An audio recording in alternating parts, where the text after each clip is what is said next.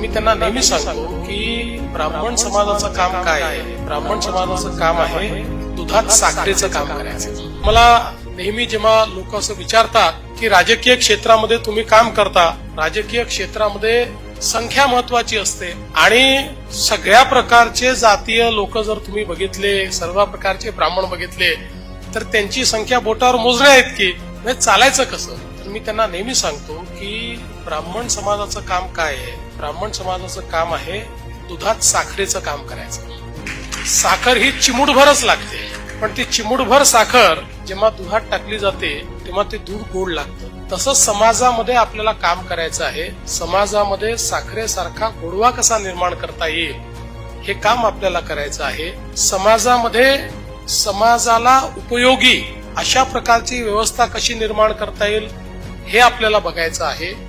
आणि त्याचसोबत एकूणच समाजाच्या आणि देशाच्या विकासामध्ये आपलं जसं ऐतिहासिक योगदान राहिलेलं आहे तसंच योगदान पुढे देखील आपली पुढची पिढी देईल अशा प्रकारचे संस्कार त्या पिढीवर कसे करता येतील याचा विचार देखील आपल्याला करण्याची आवश्यकता आहे.